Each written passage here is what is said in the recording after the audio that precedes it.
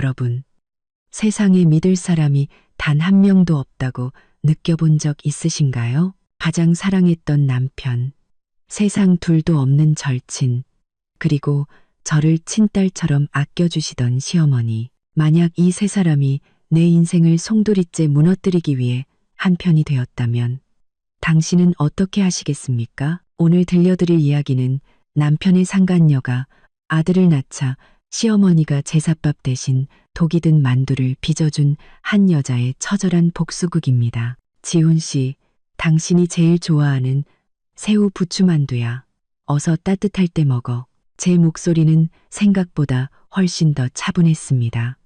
저는 청자 빛깔의 고운 사기 그릇을 그의 앞에 조심스럽게 내려놓았죠. 맑은 국물 속에서 하얀 만두가 동동 떠다니고 있었어요. 속이 비칠 듯 얇은 만두피 너머로 선홍빛 새우살과 파릇파릇한 부추가 보였죠. 잘게 썬 파와 노란 달걀 지단이 먹음직스럽게 뿌려져 고소한 냄새가 코끝을 찔렀습니다. 하지만 박지훈의 눈은 시종일관 휴대폰 화면에 고정된 채 건성으로 응하고 대답할 뿐이었습니다. 휴대폰의 푸른빛이 그의 축 늘어진 얼굴을 비추며 눈가의 잔주름과 미처 정리하지 못한 거뭇한 수염 자국을 적나라하게 드러냈습니다. 결혼 7년, 결혼식장에서 평생 나만을 사랑하겠다고 맹세했던 이 남자는 이제 저를 쳐다보는 것조차 시간 낭비라고 생각하는 듯 했습니다. 식당의 은은한 조명이 우리가 큰맘 먹고 장만한 원목 식탁을 비추고 있었죠. 이 가구는 신혼 초 우리가 함께 고른 것이었습니다. 그때만 해도 그는 제 손을 꼭 잡고 나중에 이 식탁에서 우리 아이에게 밥 먹는 법을 가르쳐 주자고 속삭였었죠. 지금 식탁 위엔 두 사람 몫의 식기가 놓여 있지만 따뜻했던 가정의 온기는 이미 사라진 지 오래였습니다. 오늘따라 웬 만두야? 그가 드디어 휴대폰을 내려놓고 숟가락으로 만두를 휘휘 저었습니다. 그의 손길에 국물이 작은 소용돌이를 일으켰고 만두 몇 개가 터지며 신선한 만두소가 드러났죠. 저는 깊게 숨을 들이마시며 손톱으로 손바닥을 꾹 눌렀습니다. 어머니가 당신 보고 싶다고 일부러 오셔서 빚으셨어. 당신이 어릴 때부터 제일 좋아하던 맛이라고 하시더라. 저는 그의 얼굴을 살피며 아주 작은 표정 변화라도 놓치지 않으려 애썼습니다. 엄마가 오셨었어? 그는 그제야 고개를 들어 주위를 둘러보며 물었습니다. 어디 계신데? 아래 마트에 간장 사러 가셨어. 저는 태연하게 대답하며 그가 첫 번째 만두를 떠서 입으로 가져가는 모습을 지켜봤습니다. 그가 입술을 살짝 벌리자 누렇게 변한 이가 보였습니다. 그 여자 때문인지 그는 담배를 훨씬 더 많이 피우기 시작했죠. 숟가락이 그의 입술에 닿으려는 바로 그 순간 초인종이 날카롭게 울렸습니다. 박지훈은 눈살을 찌푸리며 숟가락을 내려놓았습니다. 누구지? 내가 나가볼게. 저는 심장이 세차게 뛰는 것을 느끼며 현관으로 달려갔습니다. 마치 놀란 사슴 한 마리가 가슴 속에서 날뛰는 것 같았죠. 현관문 렌즈를 통해 보니 택배기사가 작은 상자를 들고 서 있었습니다. 사인을 하고 식당으로 돌아오니 박지훈은 다시 휴대폰을 들고 있었습니다. 만두 그릇은 한쪽으로 밀려나 있었고 식어버린 국물 위에는 얇은 막이 생겨 있었습니다. 제 마음이 쿵 하고 내려앉았습니다. 왜 안 먹어? 식으면 맛없는데. 목이 조여오는 느낌에 제 목소리는 나지막이 잠겨 있었습니다.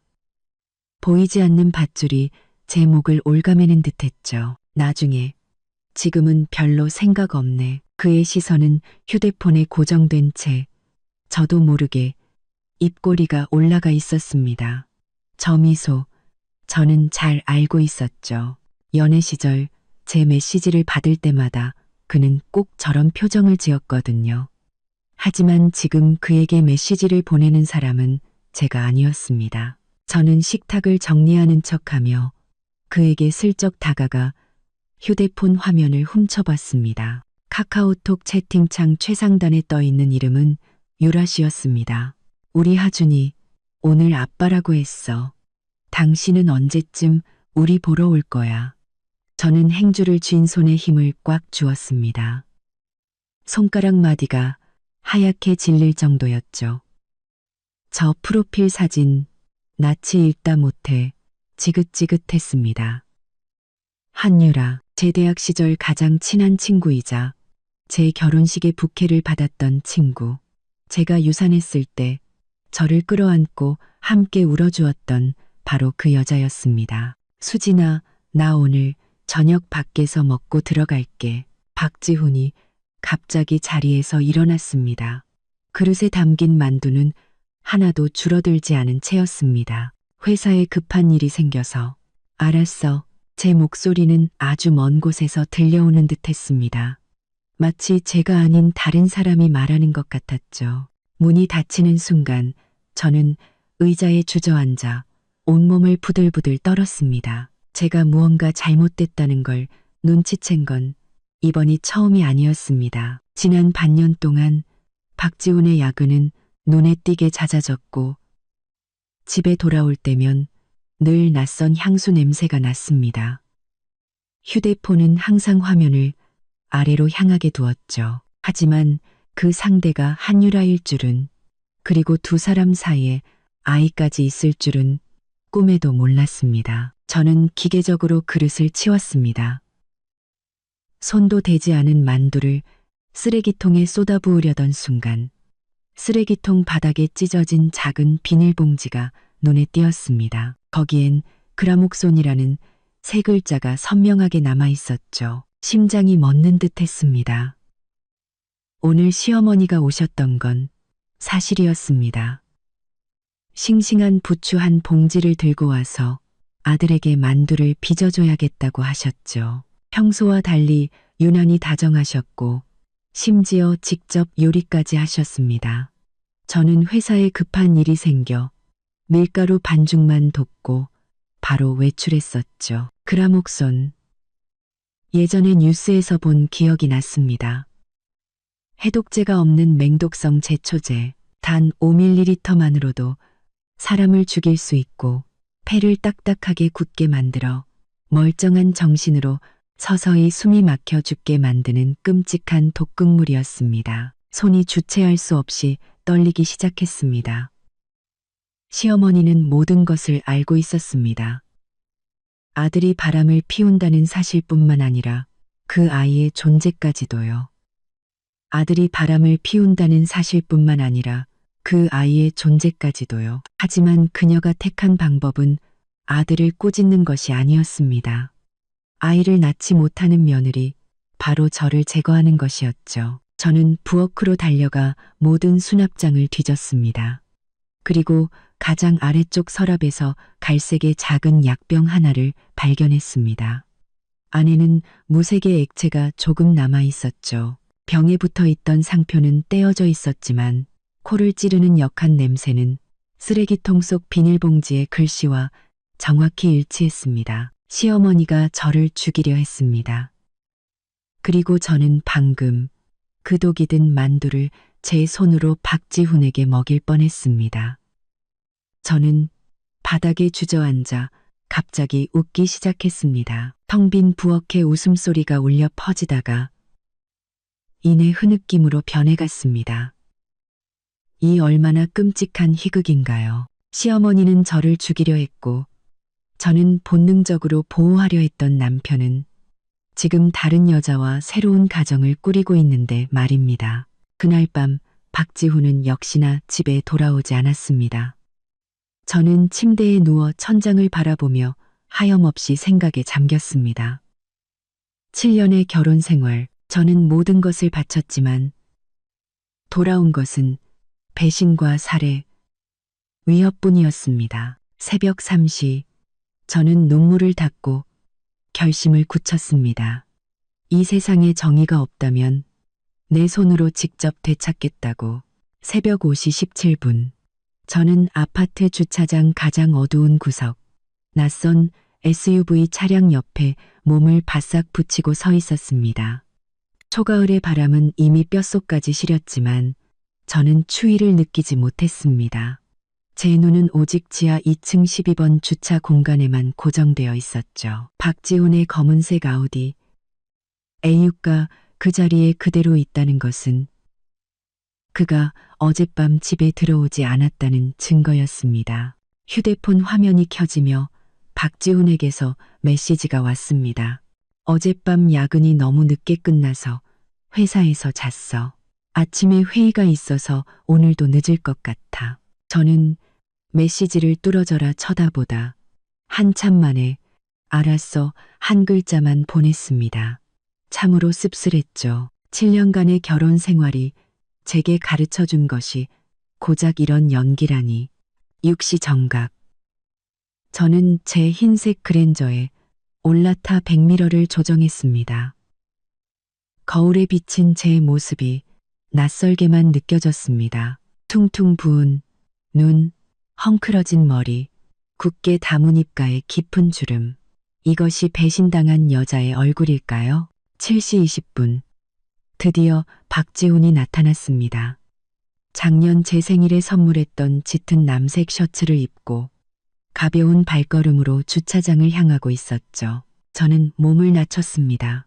심장이 갈비뼈를 부수고 튀어나올 것처럼 미친 듯이 뛰었습니다. 그의 차가 아파트를 빠져나간 후 저는 심호흡을 하고 그 뒤를 따랐습니다. 차 2대 정도의 거리를 유지하며 그 익숙한 검은색 아우디에서 한시도 눈을 떼지 않았죠. 대학 시절 교양으로 들었던 범죄 심리학 수업이 이런 상황에서 도움이 될 줄이야. 운명의 장난은 참으로 잔인했습니다. 박지훈은 회사 방향이 아닌 서부간 선도로 쪽으로 차를 몰았습니다. 저는 핸들을 쥔 손에 힘을 주어 손가락 마디가 하얗게 변했습니다. 저는 핸들을 쥔 손에 힘을 주어 손가락 마디가 하얗게 변했습니다. 차창 밖 풍경은 삭막한 도시의 빌딩 숲에서 점차 고급 주택가로 바뀌어 갔습니다. 가로수가 우거진 길 양옆으로는 정원이 딸린 멋진 빌라들이 늘어서 있었죠.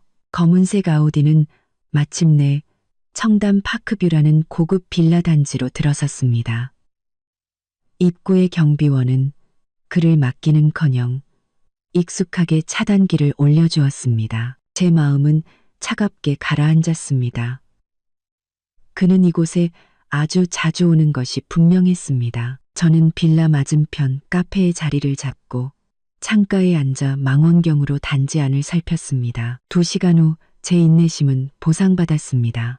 박지훈이 한 빌라의 테라스의 모습을 드러냈습니다. 그의 품에는 도리가 지난 듯한 남자아이가 안겨 있었죠. 곧이어 한유라도 나타났습니다. 편안한 실내복 차림의 그녀는 박지훈의 어깨에 다정하게 기댔습니다. 그 모습은 마치 뜨겁게 달군 쇠꽃챙이가 되어 제 가슴을 후벼 파는 것 같았습니다. 제 안의 모든 것이 갈기갈기 찢어지는 듯했죠. 손이 떨려 망원경을 제대로 들 수조차 없었고 눈물이 시야를 흐렸습니다. 사진 속 아이는 통통한 볼에 숱이 적은 머리카락을 하고 작은 손으로 박지훈의 얼굴을 토닥이고 있었습니다. 얼마나 다정한 부자의 모습인가요? 작년에 제가 유산했던 아이는 영원히 이런 기회를 가질 수 없게 되었는데 말입니다. 저는 기계적으로 카메라 셔터를 눌렀습니다. 망원 렌즈는 이 행복한 세 가족의 모습을 선명하게 담아냈습니다. 얼마나 완벽한 구도인가요? 햇살, 푸른 나무, 그리고 활짝 웃는 부모와 사랑스러운 아이. 만약 제가 이 그림 밖에 버려진 아내가 아니었다면 저 역시 이 장면에 감동했을지도 모릅니다. 점심시간이 되자 그들은 함께 외출했습니다. 박지훈이 운전하고 한유라는 아이를 안고 조수석에 앉았죠. 저는 그들을 따라 한키즈 카페로 향했습니다. 창가에 앉은 그들은 한유라가 아이에게 이유식을 떠먹이고 박지훈은 아이의 입가에 묻은 음식을 다정하게 닦아주는 모습이었습니다. 종업원이 다가와 인사를 건네는 모습으로 보아 그들은 이곳의 단골인 듯 했습니다. 저는 길 건너편 벤치에 앉아 그 모든 순간을 사진으로 남겼습니다. 고통은 이미 차가운 무감각으로 변해 있었습니다. 제 머릿속은 놀랍도록 명료했죠. 더 많은 증거가 필요했습니다. 오후 3시 그들이 빌라로 돌아간 후 저는 청담 파크뷰 인근의 부동산 중개소로 들어갔습니다. 안녕하세요. 이 빌라 매물 좀 알아보려고 하는데요. 저는 젊은 여성 중개인에게 미소 지으며 말했습니다. 제 목소리가 너무나도 평온해서 저 자신조차 놀랄 정도였죠. 네, 사모님, 정말 잘 오셨어요. 청담 파크뷰는 강남에서도 손꼽히는 최고급 주거단지랍니다. 중개인은 열정적으로 설명을 시작했습니다. 혹시 찾으시는 평형대가 있으신가요? 예산은 어느 정도로 생각하세요? 저는 팔동 쪽 구조가 마음에 들던데 혹시 매물이 있을까요? 저는 슬쩍 떠보았습니다. 팔동이요? 아, 마침 그 동은 작년에 거래된 게 마지막이라 당분간은. 그녀는 컴퓨터 기록을 뒤적이다가 말을 멈췄습니다. 아, 그런데 구동에 비슷한 구조가 하나 있는데 한번 보시겠어요? 좋아요. 저는 생각하는 척하며 말했습니다. 아, 맞다. 제 친구 박지훈 씨도 여기에 사는데 혹시 어느 동인지 아세요? 한 1년 전쯤에 샀을 거예요. 중개인의 표정이 미묘하게 굳어졌습니다. 영업용 미소가 어색하게 변했죠. 그건 고객 개인정보라 저희가 알려드리기가 좀. 저는 이미 준비해둔 저와 박지훈의 혼인관계 증명서 사본을 지갑에서 꺼냈습니다. 제가 아내예요. 남편에게 깜짝 선물을 해주고 싶어서요. 혹시 집 위치를 알려주실 수 있을까요? 저도 근처에 집을 하나 얻을까 해서요. 집을까? 중개인은 눈을 동그랗게 뜨고 증명서와 제 얼굴을 번갈아 보더니 얼굴이 하얗게 질렸습니다. 박 사모님, 이건 좀 괜찮아요. 곤란하신 거 알아요. 저는 증명서를 다시 넣으며 목소리를 낮췄습니다. 사실 남편이 구동 1602호에 집이 있는 건 아는데 그냥 확인만 하려고요. 아니에요. 박 선생님 댁은 팔동 1201호예요. 그녀는 자기도 모르게 내뱉고는 실언했다는 것을 깨닫고 황급히 말을 돌렸습니다. 아, 제 말은 비슷한 구조를 원하시면 팔동 1201호. 저는 그 숫자를 머릿속에 똑똑히 새겼습니다. 감사합니다. 일단 좀 더 생각해 볼게요. 저는 자리에서 일어나 뒤에서 저를 부르는 중개인을 무시하고 밖으로 나왔습니다. 중개소를 나오자마자 휴대폰이 울렸습니다. 은행에서 보낸 월별 카드 명세서 알림이었죠. 저는 화면을 보다가 문득 좋은 생각이 떠올랐습니다. 집에 돌아와 저는 우리의 공동 계좌에 접속했습니다. 박지훈은 저를 철석같이 믿었기에 모든 비밀번호를 공유했었죠. 계좌 거래 내역을 살펴보니 작년 3월 제가 유산으로 병원에 입원해 있던 바로 그 시기에 5억 원이 이체된 기록이 있었습니다. 수취인은 대성건설이었죠. 저는 계속해서 파고들었고 몇 건의 거액 지출을 더 발견했습니다. BMW 전시장으로 입금된 1억 원의 계약금, 그리고 매달 한유라라는 이름의 계좌로 300만 원씩 고정적으로 이체된 내역까지. 제가 유산한 날은 작년 2월 28일이었습니다. 의사가 아기에게 심장 소리가 들리지 않는다고 했을 때 저는 무너져 내렸습니다. 박지훈은 저를 끌어안고 우린 아직 젊으니 괜찮다고 다시 아이를 가지면 된다고 위로했죠. 그런데 불과 2주 뒤 그는 우리의 공동 재산으로 그의 정부에게 집을 사주었던 것입니다. 저는 서랍을 열어 오래된 앨범을 꺼냈습니다. 대학 시절 사진 속에서 한유라는 제 어깨에 팔을 두르고 카메라를 향해 익살스러운 표정을 짓고 있었죠. 그녀는 제 가장 친한 친구였고 제 부케를 받은 사람이었으며 제가 가장 고통스러울 때 저를 안고 울어주었던 사람이었습니다. 그런데 이제 그녀는 제 남편의 침대에서 제 돈으로 제 남편과 낳은 아이를 키우고 있었습니다. 깊은 밤 저는 바닥에 주저앉았습니다. 주위에는 사진과 은행 거래 내역 그리고 노트북이 흩어져 있었죠. 눈물은 이미 말라버렸고 남은 것은 차가운 분노뿐이었습니다. 그때 갑자기 초인종이 울렸습니다. 현관문 렌즈를 통해 보니 시어머니 오정숙 여사가 보온병을 들고 서 있었습니다. 수진아, 엄마가 너 주려고 닭곰탕 끓여왔다. 그녀는 문이 열리자마자 다정하게 말하며 들어왔지만 노는 거실 전체를 훑고 있었습니다. 지훈이는 또 야근이니? 네, 프로젝트가 급하대요. 저는 보온병을 받아 들었습니다. 진한 한약재 냄새가 났죠. 저 녀석은 너무 일만 해. 시어머니는 고개를 저으며 갑자기 목소리를 낮춰 물었습니다. 수진아, 너 지훈이랑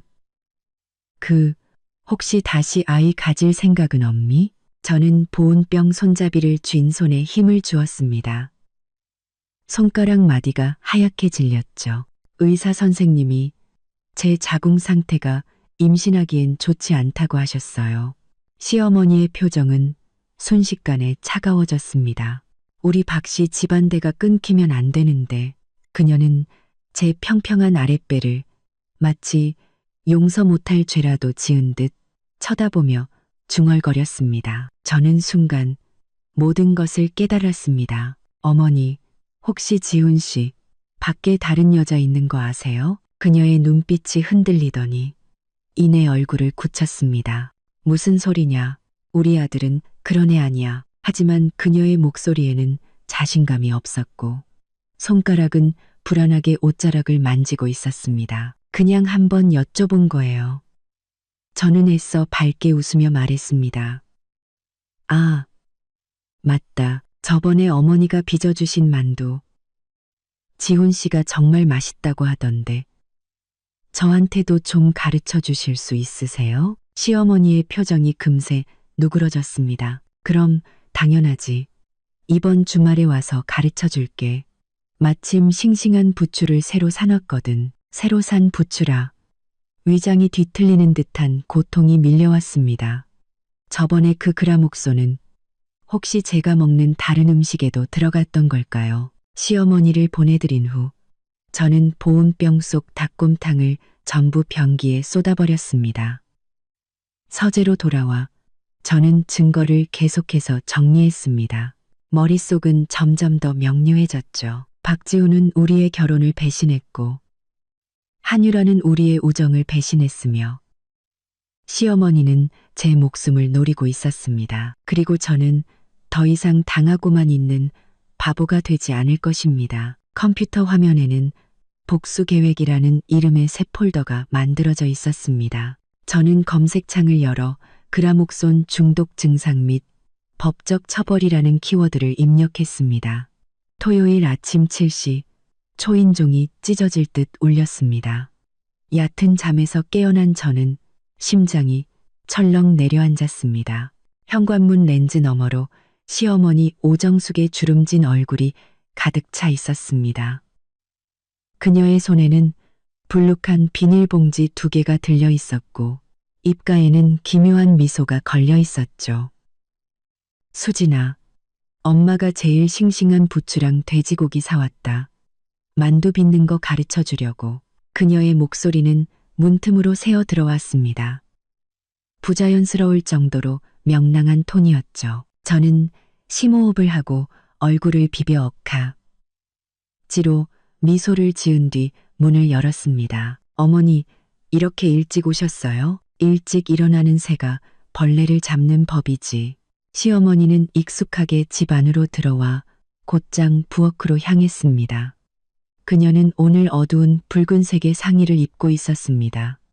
마치 마른 핏자국 같은 색깔이었죠. 저는 그녀의 오른손 약지에 끼워진 금반지를 보았습니다. 제가 생신 선물로 드린 용돈으로 사신 것이었죠. 부엌에서 시어머니는 이미 능숙하게 앞치마를 두르고 부추를 씻고 있었습니다. 물소리가 요란하게 들렸죠. 그녀는 등을 돌린 채 제게 물었습니다. 지훈이는? 또 야근이야? 네, 오늘 중요한 고객을 만나야 한대요. 저는 문틀에 기대어 그녀의 모든 행동을 관찰했습니다. 그녀의 손가락은 짧고 굵었지만 아주 재빠르게 부추를 균일한 크기로 썰어냈습니다. 그녀가 쥔 칼은 우리가 결혼할 때 샀던 독일제 쌍둥이 칼이었습니다. 아주 날카로웠죠. 저 녀석은 너무 일만해. 시어머니는 고개를 저었지만 목소리에는 자부심이 가득했습니다. 어릴 때부터 그랬어. 뭐든 최고가 되어야 직성이 풀렸지. 그녀가 갑자기 돌아서서 제 눈을 똑바로 쳐다봤습니다. 특히 대를 잇는 문제에 대해서는 아주 끔찍하게 생각했단다. 마치 그 칼에 찔린 것처럼 위장이 뒤틀리는 고통이 느껴졌습니다. 저는 그녀의 속내를 모르는 척하며 물었습니다. 제가 뭐 도와드릴까요? 아니. 넌 가서 쉬고 있어. 내가 만두소 다 만들면 부를게. 만두소 다 만들면 부를게. 반이, 생고. 간이, 바니, 단이, 보리, 단이, 바니. 그녀는 손을 저었습니다. 저는 고개를 끄덕이고 부엌을 나왔지만 멀리 가지 않았습니다. 복도 모퉁이에 서서 부엌 안의 모든 소리에 귀를 기울였죠. 물소리, 칼질 소리, 그리고 서랍이 열리는 소리. 가장 아래쪽에 그 서랍이었습니다. 제가 어제 그 갈색 약병을 발견했던 바로 그 서랍. 심장이 빠르게 뛰기 시작했습니다. 저는 살금살금 부엌이 보이는 위치로 이동했습니다. 시어머니는 등을 돌린 채 허리를 숙여 서랍 안에서 무언가를 찾고 있었습니다. 그녀가 몸을 일으켰을 때 손에는 작은 병이 들려 있었습니다. 바로 그 갈색 약병이었죠. 순간 온몸의 피가 차갑게 식었습니다. 그녀는 정말로 또다시 독을 넣을 작정이었습니다. 시어머니가 경계하듯 뒤를 돌아보자 저는 재빨리 복도로 몸을 숨겼습니다. 귓가의 액체가 그릇에 부어지는 미세한 소리, 그리고 숟가락으로 젓는 소리가 들려왔습니다. 약 5분 후 그녀가 저를 불렀습니다. 수진아, 와서 만두 빚는 거 배우렴. 부엌으로 돌아가니 조리대 위에는 만두피와 만두소가 준비되어 있었습니다. 시어머니는 얼굴 가득 미소를 짓고 있었지만 눈빛은 얼음장처럼 차가웠습니다. 이건 특별히 만든 만두소란다. 우리 지훈이가 제일 좋아하는 거지. 저는 그 파릇파릇한 부추 돼지고기 소를 쳐다보며 무생무치의 독약이 어떻게 그 안에 섞여 들어갔을지 상상했습니다. 냄새 정말 좋네요. 저는 미소 지으며 말했지만 등 뒤에서는 손톱이 손바닥을 파고들고 있었습니다. 시어머니는 만두 빚는 시범을 보이기 시작했습니다. 그녀의 손놀림은 마치 죽음의 의식을 거행하는 것처럼 능숙하고 우아했습니다. 피는 얇게, 손은 듬뿍 넣어야 맛있단다. 그녀는 빚은 만두를 접시에 가지런히 놓았습니다. 마치 작은 관들을 줄 세워놓은 것 같았죠. 저는 그녀를 따라 몇 개를 빚어보았습니다. 일부러 삐뚤빼뚤하게 만들었죠. 어머니가 빚으신 만두가 훨씬 예뻐요. 이왕 하시는 김에 많이 빚어서 냉동실에 넣어두시는 건 어때요? 지훈 씨 돌아오면 끓여주게요. 시어머니의 눈이 반짝 빛났습니다. 그래야지. 내가 많이 빚어놓을게. 그녀는 속도를 높였습니다. 손가락이 춤을 추듯 움직이자 완벽한 모양의 만두들이 도마 위에 줄지어 나타났습니다. 저는 화장실에 다녀오겠다며 자리를 떴습니다. 문을 잠그고 변기에 앉아 심호흡을 했죠. 거울 속 제 얼굴은 핏기 하나 없이 창백했고 눈 밑에는 짙은 다크서클이 내려와 있었습니다. 저는 수도꼭지를 틀어 차가운 물로 손목을 적시며 마음을 진정시키려 애썼습니다. 2년 전의 기억이 문득 떠올랐습니다. 그때 저는 막 임신 사실을 알게 되었고 시어머니는 기쁨에 겨워 전화기 너머로 소리를 질렀습니다. 다음 날 바로 온갖 보약을 싸들고 찾아오셨죠. 그녀는 매일같이 저를 위해 탕약을 다리며 꼭 우리 박씨 집안에 떡두꺼비 같은 아들을 낳아줘야 한다고 말했습니다. 그리고 악몽 같았던 그날, 임신 4개월 차에 저는 갑자기 하혈을 했습니다. 병원에서 의사는 무표정한 얼굴로 태아의 심장이 멎었다고 말했죠. 저는 수술대 위에 누워 차가운 기계 소리를 들으며 베개가 다 젖도록 눈물을 흘렸습니다. 수술 후 시어머니의 태도는 미묘하게 변하기 시작했습니다. 더 이상 매일 안부 전화를 하지 않았고 집에 오실 때도 늘 굳은 얼굴이셨죠. 한 번은 제가 베란다에서 통화하는 그녀의 목소리를 우연히 듣게 되었습니다. 쓸모없는 것, 괜히 김칫국만 마셨네. 우리 박씨 집안대가 끊기면 안 되는데. 그때는 그저 서러웠지만 지금 생각해보니 그때부터 그녀는 저를 제거할 계획을 세우고 있었던 것입니다. 부엌으로 돌아오니 시어머니는 이미 수백 개의 만두를 빚어놓고 조심스럽게 밀폐 용기에 나눠 담고 있었습니다. 이 정도면 우리 지훈이 몇 번은 먹겠네. 그녀는 웃으며 말했지만 눈은 제 반응을 살피고 있었습니다. 어머니, 정말 자상하세요. 제가 냉장고에 넣어드릴게요. 저는 감동한 척했습니다. 아니, 내가 할게. 그녀는 직접 밀폐 용기를 냉동실 가장 깊숙한 곳, 제가 평소에 잘 들여다보지 않는 구석에 넣어두었습니다. 시어머니는 떠나기 전 제게 몇 번이고 당부했습니다. 꼭 지훈이 먹여야 한다. 내가 걔를 위해 특별히 빚은 거라고 전해주렴. 그녀의 눈빛에는 무언가 중요한 순간을 기다리는 듯한 조급한 기대감이 서려 있었습니다. 저는 창가에 서서 그녀의 뒷모습이 아파트 입구에서 사라지는 것을 지켜봤습니다. 그녀의 걸음걸이는 60대 노인이라고는 믿기지 않을 만큼 가벼웠습니다. 마치 중대한 임무를 완수한 사람처럼 보였죠. 그녀가 완전히 떠난 것을 확인한 후 저는 즉시 부엌으로 달려가 냉동실 가장 안쪽에서 그 특별한 만두를 꺼냈습니다. 손이 떨려 용기를 떨어뜨릴 뻔했죠. 투명한 뚜껑 너머로 가지런히 놓인 작은 만두들은 너무나도 순진무구해 보였습니다. 누가 이 안에 치명적인 독이 들어있다고 상상이나 할 수 있을까요? 저는 고무장갑을 끼고 조심스럽게 만두 3개를 꺼내 밀봉 비닐에 담아 가방 속에 숨겼습니다. 그리고 대담한 결정을 내렸죠. 남은 독 만두는 전부 쓰레기통에 버리고 그 자리에 제가 며칠 전에 빚어두었던 평범한 만두를 대신 채워 넣었습니다. 모든 일을 마친 후 저는 소파에 주저앉았습니다.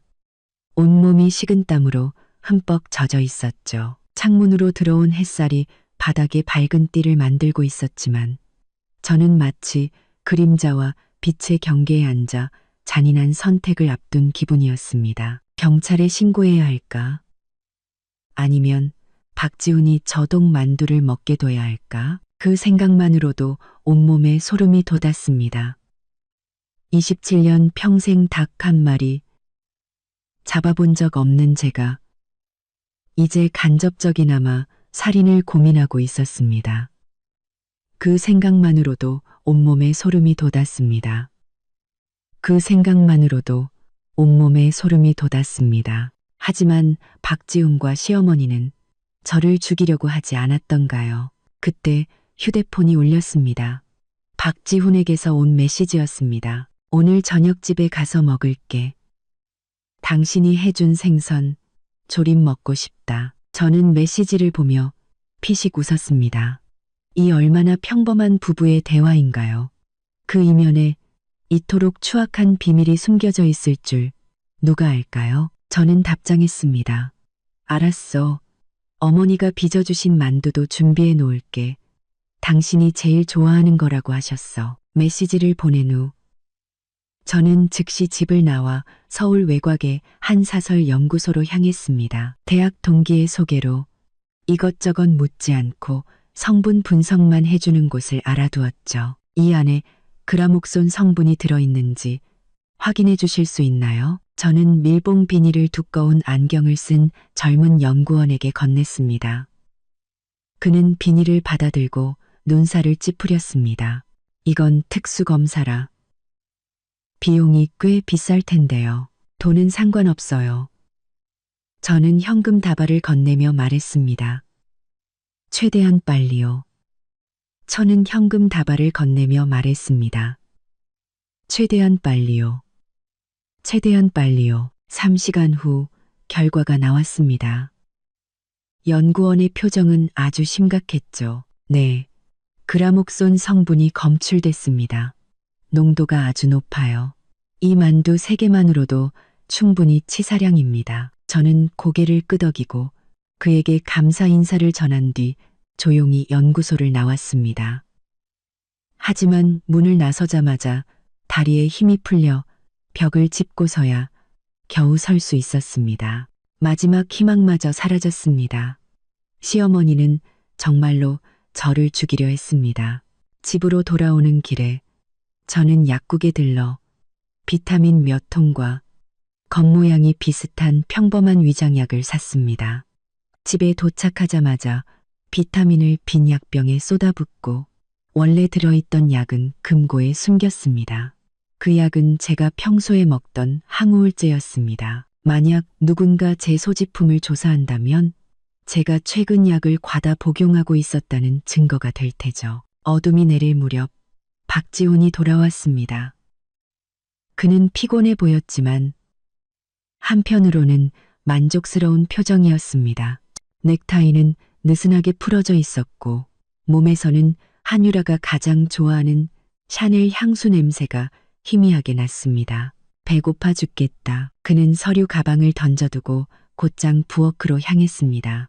만두는 냉장고에 있어. 어머니가 빚으신 거야. 저는 문틀에 기대어 그의 표정을 살폈습니다. 꼭 당신 맛보여주라고 하시더라. 그가 냉동실을 열어 제가 바꿔치기한 만두 용기를 꺼냈습니다. 엄마가 요즘 당신한테 잘해주네? 그는 무심코 말했지만 그 목소리에는 제가 포착한 미세한 긴장감이 서려 있었습니다. 응. 갑자기 나한테 엄청 잘해주셔. 내가 요즘 너무 말랐나 봐. 저는 미소 지으며 대답했습니다. 박지훈이 만두를 끓이는 동안 저는 식탁을 정리하는 척하며 그를 몰래 관찰했습니다. 그는 익숙하게 물을 끓이고 콧노래를 흥얼거리는 등 기분이 좋아 보였습니다. 그의 휴대폰은 조리대 위에 놓여 있었고 화면은 수시로 한유라가 보낸 메시지로 밝아졌습니다. 아, 맞다. 나 다음 주에 출장 가. 한 일주일 정도 걸릴 거야. 어디로? 저는 아무렇지 않은 척 물었습니다. 부산에 논의해야 할 프로젝트가 있어서. 그는 등을 돌린 채 냄비에 찬물을 부으며 말했습니다. 저는 고개를 끄덕이며 그의 거짓말을 모른 척했습니다. 지난주에 훔쳐본 그의 일정표에 다음 주 출장 계획은 없었습니다. 아마 한유라와 아이를 데리고 휴가라도 갈 작정이겠죠. 우리의 공동 계좌에 있는 돈으로 말입니다. 만두가 다 끓자 박지훈은 2 그릇을 담았습니다. 당신도 좀 먹을래? 그는 물었지만 그 말투에는 제가 거절하기를 바라는 기색이 역력했습니다. 난 배 안 고파. 당신 다 먹어.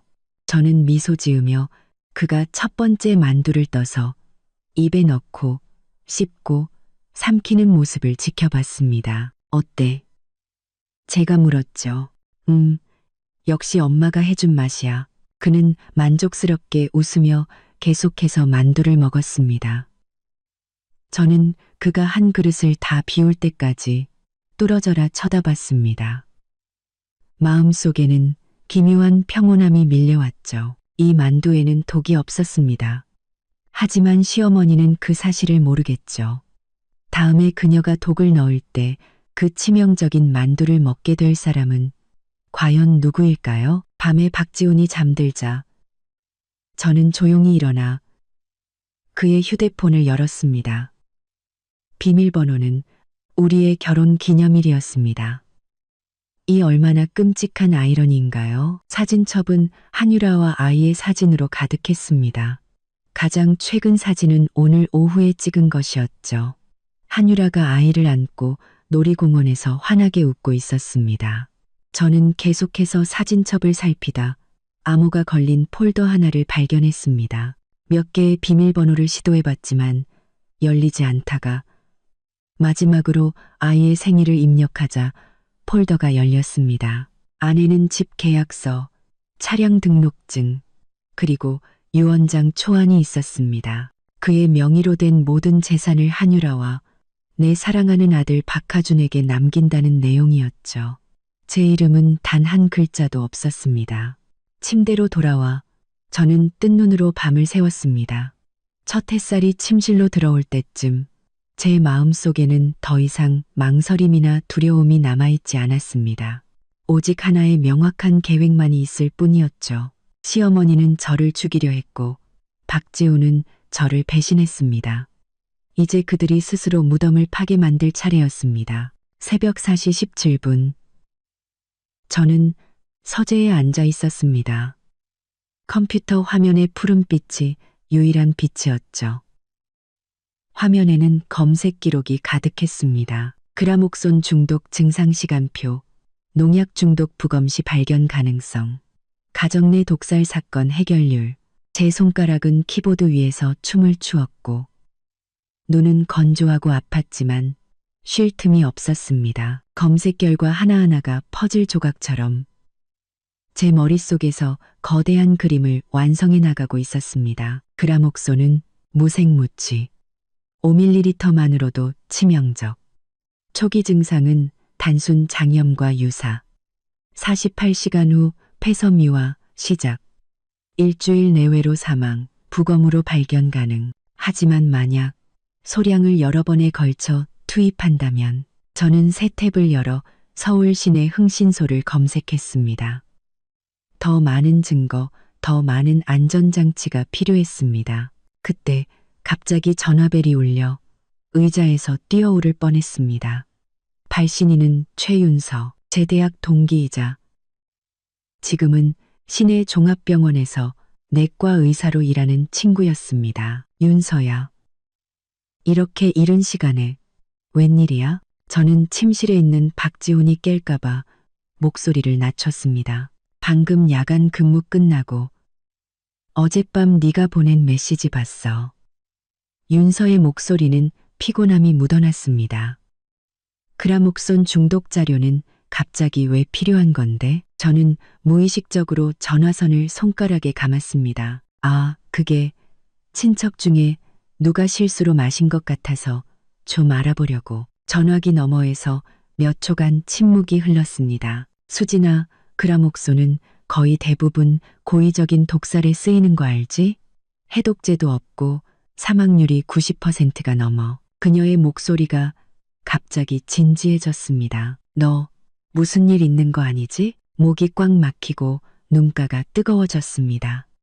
윤서는 대학 시절 제게 몇 안 되는 속 깊은 친구였습니다. 그녀는 저와 한유라 그리고 박지훈 사이의 모든 과거를 알고 있었죠. 나 도움이 필요할지도 몰라. 만나서 얘기하자. 윤서는 단호하게 말했습니다. 오늘 오후 3시. 우리 늘 가던 데서 봐. 전화를 끊고 저는 의자에 기대어 긴 한숨을 내쉬었습니다. 창밖이 서서히 밝아오고 있었습니다. 새로운 하루가 시작되고 있었고 저는 더 이상 어제의 우유부단했던 김수진이 아니었습니다. 오전 9시 저는 정시에 회사에 출근했습니다. 동료들의 인사에 미소로 답했죠. 제 마음속에서 어떤 폭풍이 몰아치고 있는지 아무도 눈치채지 못했습니다. 점심시간, 저는 사무실을 빠져나와 강동구의 한 흥신소로 향했습니다.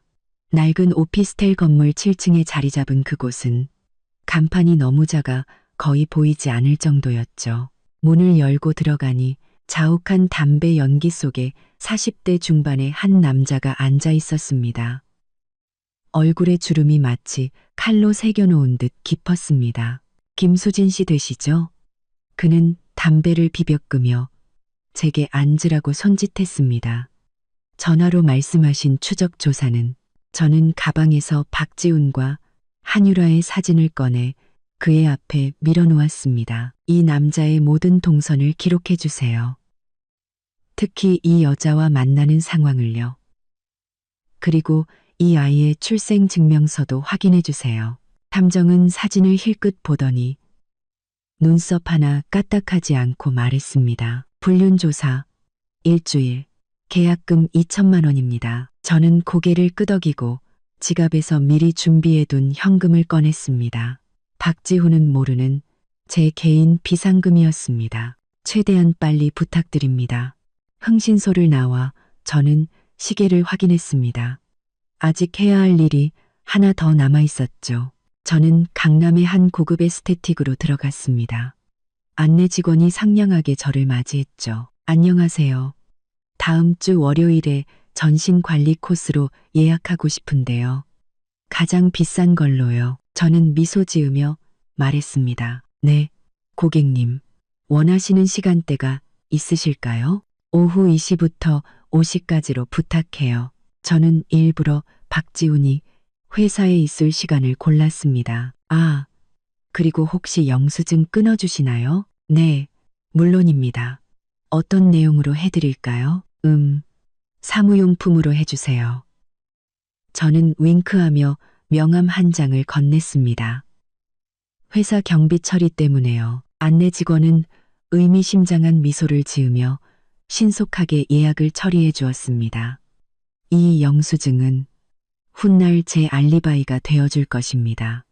만약 누군가 제 행적을 조사한다면 사건 발생 시간에 저는 호화로운 스파를 즐기고 있었다는 증거가 될 테니까요. 오후 3시 정각, 저는 정원 카페의 문을 열었습니다. 골목 깊숙한 곳에 숨어 있는 이 작은 가게는 우리 대학 시절의 비밀 아지트였죠.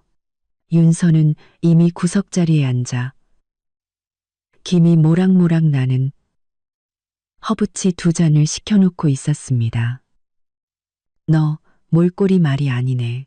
그녀의 첫마디는 가슴 아플 정도로 직설적이었습니다. 저는 쓴웃음을 지으며 가방에서 동만두가 든 밀봉 비닐을 꺼냈습니다. 이거 성분 분석 좀 부탁해. 이유는 묻지 말고. 윤서는 비닐을 받아들고 빛에 비춰보았습니다. 내가 거절할 수도 있다는 거 알지? 알아. 하지만 내 도움이 필요해. 저는 그녀의 손을 잡았습니다. 그녀는 한참 동안 제 눈을 들여다보더니 결국 한숨을 쉬며 비닐을 가방에 넣었습니다. 3일 뒤에 결과 알려줄게. 이제 무슨 일인지 말해봐. 저는 모든 것을 털어놓았습니다. 박지훈의 외도, 한유라의 배신, 그리고 시어머니의 독살 계획까지. 말을 마칠 때쯤 제 목소리는 거의 알아들을 수 없을 정도로 떨렸지만 눈은 메말라 눈물 한 방울 나오지 않았습니다. 윤서의 표정은 충격에서 분노로 그리고 마침내 무서운 침묵으로 변해갔습니다. 그래서 어떻게 할 생각이야? 모르겠어. 그건 사실이었습니다.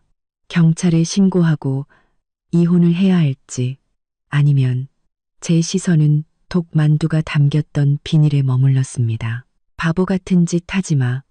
윤서는 제 손목을 잡았습니다. 그런 인간들 때문에 내 인생 망칠 가치 없어. 저는 고개를 끄덕였지만 마음속으로는 알고 있었습니다. 어떤 상처는 법으로도 치유될 수 없다는 것을. 헤어질 때 윤서는 저를 꼭 안아주며 귓가에 속삭였습니다. 어떤 결정을 하든 너 자신부터 지키는 거 잊지 마. 집으로 돌아오는 길 휴대폰이 울렸습니다.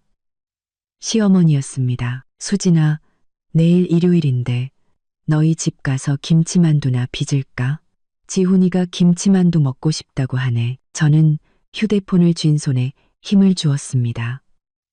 손가락 마디가 하얗게 질렸죠. 네, 어머니. 마침 저도 어머니 손맛 좀 배우고 싶었어요. 전화를 끊고 저는 입가에 냉소를 지었습니다. 김치만두라. 독을 넣기에 또 얼마나 좋은 재료인가요? 하지만 이번에는 저도 준비가 되어 있었습니다. 일요일 아침, 시어머니는 약속 시간보다 1시간이나 일찍 도착했습니다. 제가 문을 열자 그녀는 양손 가득 짐을 들고 얼굴에는 미소를 가득 머금고 있었죠. 하지만 눈 속의 냉기는 조금도 가시지 않았습니다. 어머니, 이렇게 일찍 오셨어요? 응. 지훈이는 헬스장 갔다가 점심때나 온다며?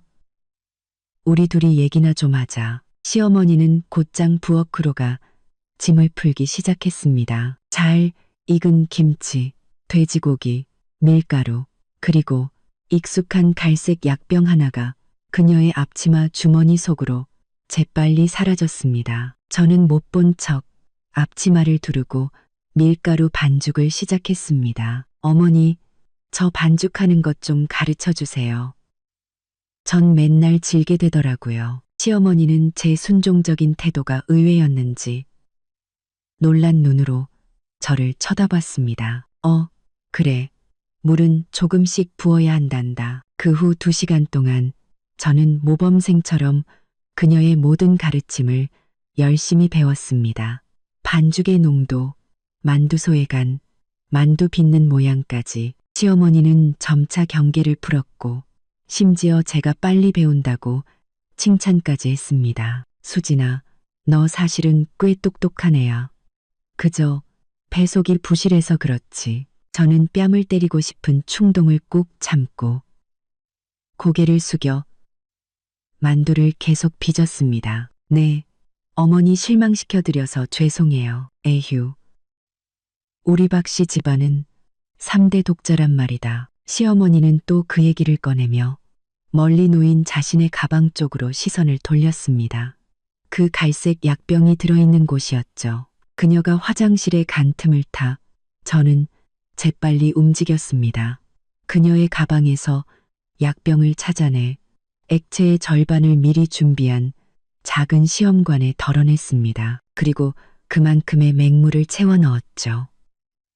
모든 과정은 20초도 걸리지 않았고 제 손은 놀랍도록 안정적이었습니다. 시어머니는 돌아와서 자신의 비밀 병기가 희석되었다는 사실을 전혀 눈치채지 못한 채 만두를 계속 빚었습니다.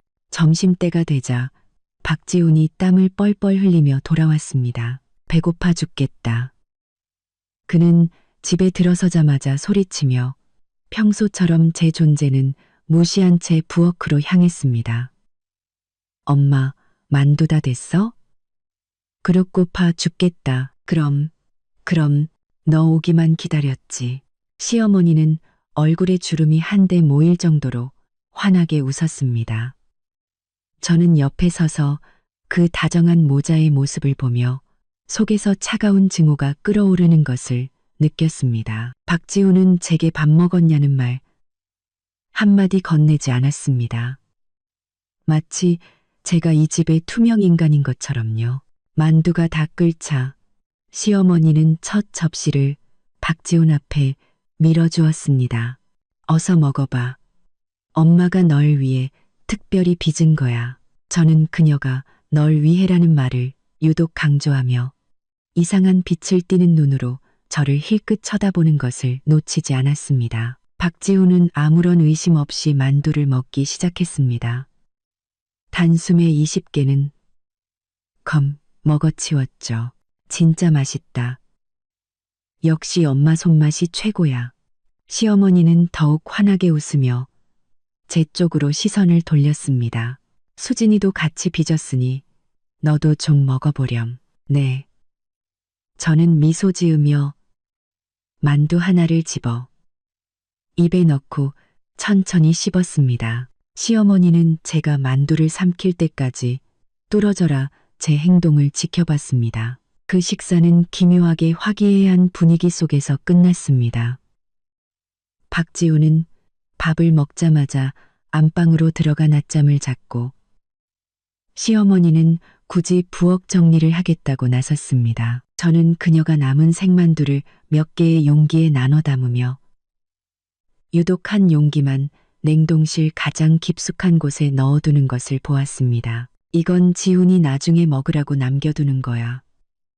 너 꼭 챙겨서 먹여야 한다. 저는 그녀의 의미심장한 말에 고개를 끄덕였습니다. 그 만두에 특별한 재료가 들어갔다는 것을 저는 이미 알고 있었습니다. 시어머니를 보내드린 후 저는 즉시 냉동실을 확인했습니다. 역시나 그 특별한 만두는 구석에 따로 놓여 있었습니다. 저는 조심스럽게 몇 개를 꺼내 미리 빚어두었던 평범한 만두와 바꿔치기 했습니다. 그리고 독이 든 샘플은 밀봉하여 따로 보관했죠. 이것들은 모두 미래의 증거가 될 것이었습니다. 밤이 되자 박지훈이 갑자기 속이 안 좋다고 말했습니다. 너무 많이 먹었나 봐. 그는 투덜거리며 위장약을 몇 알 삼켰습니다. 저는 침대 옆에 앉아 몸을 웅크리고 있는 그의 모습을 바라보았습니다. 마음속에는 기묘한 감정이 일었죠. 이 만두의 독성은 제가 희석시켰기에 치명적이지는 않을 것입니다. 하지만 며칠간은 꽤 고생하겠죠. 이것은 시어머니에 대한 저의 작은 복수이자 박지훈을 향한 경고였습니다. 따뜻한 물이라도 좀 줄까? 저는 나지막이 물으며 그의 머리카락을 부드럽게 쓸어 넘겼습니다. 한때는 사랑이 가득 담겼던 이 행동이 이제는 차가운 계산만이 남아 있었습니다. 됐어. 그는 등을 돌리며 말했습니다. 너는 건넌방 가서 자. 감기라도 옮으면 안 되니까. 저는 순순히 베개를 들고 침실을 나왔습니다. 문을 닫는 순간 제 입가에는 냉소가 걸렸습니다. 그의 배려처럼 보이는 말은 사실 저를 가까이 하고 싶지 않다는 뜻이었습니다. 하지만 상관없었습니다. 곧 그는 더 이상 저를 견딜 필요가 없을 테니까요. 건넌방으로 돌아와 문을 잠그고 저는 침대 밑에서 신발 상자 하나를 꺼냈습니다. 저의 복수도구 상자였죠. 정대키푸쿠 상자였죠. 안에는 제가 모은 모든 증거들 사진, 은행 거래 내역, 성분 분석 보고서, 동만두 샘플, 그리고 제 계획을 상세히 기록한 노트가 들어 있었습니다. 노트의 가장 마지막 장에는 몇 개의 중요한 날짜가 적혀 있었습니다. 월요일, 에스테틱 예약, 알리바이 확보, 수요일, 윤서와 만남, 성분 분석 보고서 수령, 금요일, 흥신소, 1차 조사 결과, 수령. 저는 노트를 덮고 불을 끈 채 침대에 누웠습니다. 어둠 속에서 제 머릿속은 놀랍도록 명료했습니다. 불을 섞그를 덮고 침대에 누웠습니다. 시어머니는 저를 죽이려 했고 박지훈은 저를 배신했습니다. 그리고 저는 더 이상 당하고만 있는 피해자가 되지 않을 것입니다. 이 전쟁은 이제 막 시작되었고 저는 이미 선수를 차지했습니다. 수요일 저녁 7시 저는 부엌에 서서 냄비 속에서 끓고 있는 만두를 바라보고 있었습니다. 이것은 시어머니가 지난주에 빚었던 특별한 만두였습니다. 냉동실 가장 깊숙한 곳에서 적절한 때를 기다리고 있었죠. 오늘 밤 바로 그때가 왔습니다. 박지훈은 젠시크 정시에 퇴근하겠다고 메시지를 보냈습니다. 내일이 바로 그와 한유라 사이에서 낳은 아이의 두 번째 생일이었기 때문이죠.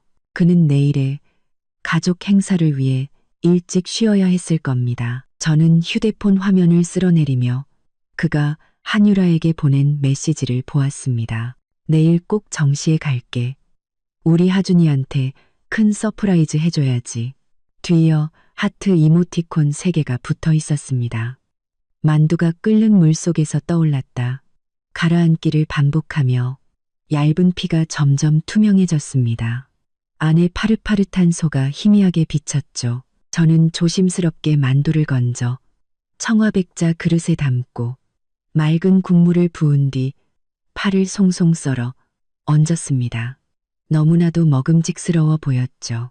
이것이 치명적인 독약이라는 것을 누가 상상이나 할 수 있을까요? 현관문 열리는 소리가 들렸고 저는 표정을 바꾸어 부드러운 미소를 지었습니다.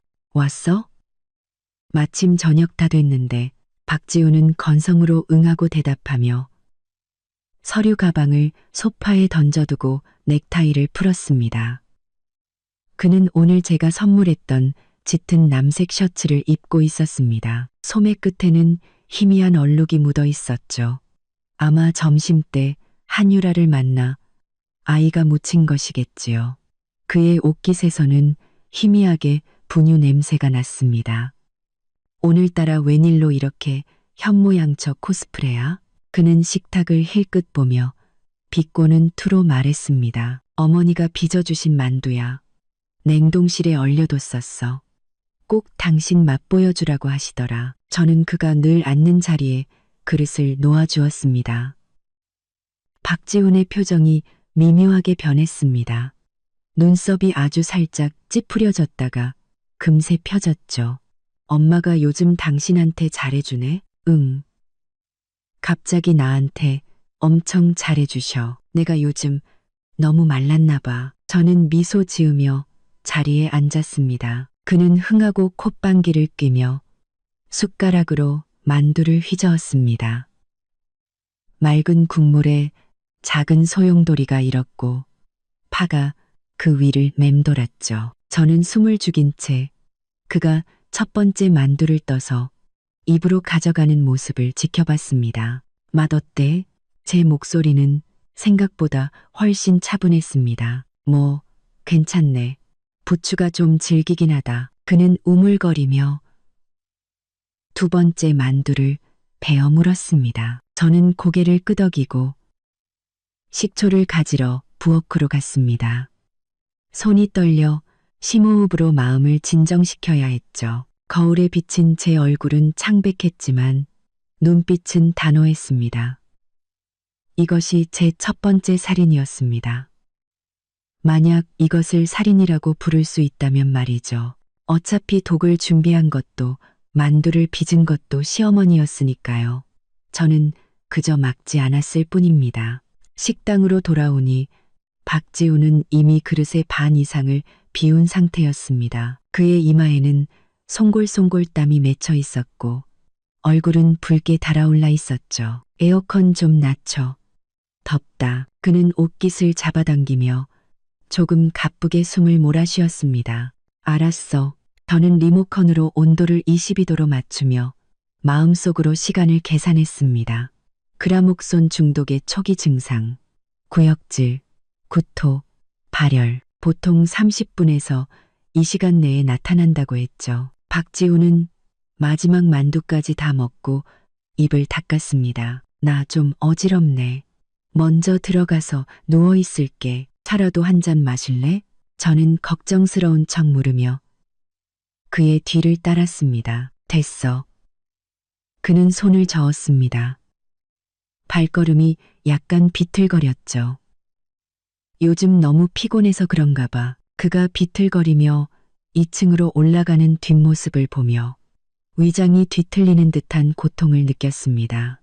죄책감이 아닌 긴장감이었습니다. 계획은 차질 없이 진행되고 있었고 이제 돌이킬 수 없었습니다. 저는 그릇을 치우며 일부러 남은 만두 국물을 밀폐 용기에 담아두었습니다.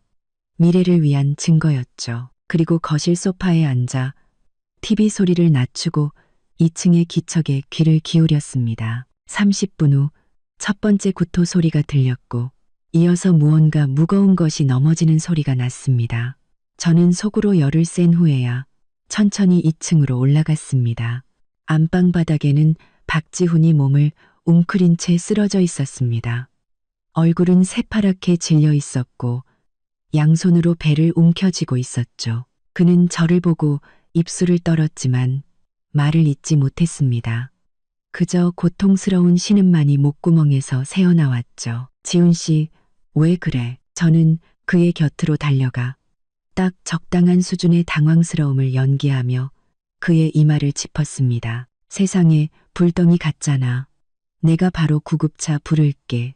119에 전화할 때 제 손은 수술대 위의 외과 의사처럼 안정적이었습니다. 증상을 설명할 때는 일부러 갑작스러운 복통, 고열, 구토 등 그라목손 중독의 전형적인 초기 증상들을 강조해서 말했죠. 구급차는 금방 도착했습니다. 구급대원들이 뛰어 들어왔을 때 박지호는 이미 의식이 혼미한 상태였고 입가에는 하얀 거품이 묻어 있었습니다. 그들은 신속하게 산소 마스크를 씌우고 그를 들것에 실었습니다. 보호자분, 같이 타세요. 젊은 구급대원이 소리쳤습니다. 저는 가방을 챙겨 구급차에 올라탔습니다. 가방 안에는 휴대폰, 지갑, 그리고 그 남은 만두 국물이 들어있었죠. 물론 그들은 이 사실을 모를 겁니다. 귀를 찢는 사이렌 소리 속에서 의사는 박지훈의 혈압을 재고 수액을 놓느라 분주했습니다. 혈압은 비정상적으로 낮았고 심박수는 가슴을 뚫고 나올 것처럼 빨랐습니다. 뭘 먹었습니까? 의사가 날카롭게 물었습니다. 그냥 평범한 만두요. 시어머니가 빚어주신 건데 제 목소리는 떨렸고 눈에서는 타이밍 좋게 눈물이 흘러나왔습니다. 혹시 식중독일까요? 의사는 대답 없이 박지훈의 입안과 손톱을 살피며 미간을 찌푸렸습니다. 농약에 노출됐을 가능성은 없습니까? 농약이요? 저는 눈을 동그랗게 떴습니다. 설마요. 아, 그런데 어머니가 요즘 베란다에서 채소를 키우시긴 해요. 의사와 간호사는 의미심장한 눈빛을 교환했습니다. 구급차가 병원 응급실에 도착했고 박지훈은 신속하게 처치실로 옮겨졌습니다. 저는 문 밖에서 제지당했죠. 보호자분, 이쪽으로 와서 서류 작성부터 해주세요. 간호사가 제게 서류 뭉치를 건넸습니다. 저는 응급실 밖 긴 의자에 앉아 기계적으로 서류를 작성했습니다. 주위의 울음소리, 발소리, 기계음이 뒤섞여 혼란스러웠지만 제 머릿속은 놀랍도록 명료했습니다. 마치 투명한 거품 속에 들어앉아 세상과 분리된 기분이었죠. 서류 작성을 마친 저는 휴대폰을 꺼내 잠시 망설이다가 시어머니에게 전화를 걸었습니다. 여보세요? 수진이니? 시어머니의 목소리는 즐거워 보였고 배경에서는 TV 소리가 들렸습니다. 어머니, 지훈 씨가 병원에 실려왔어요. 저는 목소리에 울음을 섞었습니다. 갑자기 배가 아프다고 토하더니 지금 시내 종합병원 응급실이에요. 전화기 너머에서 2초간 침묵이 흘렀습니다. 뭐, 그게 무슨 소리냐? 저도 모르겠어요. 저녁에 어머니가 빚어주신 만두 먹고 나서 저는 일부러 말끝을 흐렸습니다. 또다시 아까보다 더 긴 침묵이 흘렀습니다. 나 지금 바로 갈게. 그녀의 목소리는 갑자기 이상하게 변했습니다. 놀라움도 걱정도 아닌 기묘하게 차분한 톤이었습니다. 전화를 끊고 저는 눈가를 훔쳤습니다. 사실 눈물은 나지 않았지만 연기는 계속해야 했죠. 그리고 휴대폰 사진첩을 열어 어제 흥신소에서 보내온 최신 사진을 보았습니다. 박지훈과 한유라가 새로 생긴 놀이공원에서 아이를 데리고 환하게 웃고 있는 사진이었죠. 사진 날짜는 지난 일요일 그가 야근을 한다고 거짓말했던 바로 그날이었습니다. 저는 화면 속 박지훈의 웃는 얼굴을 손가락으로 쓸어보았습니다.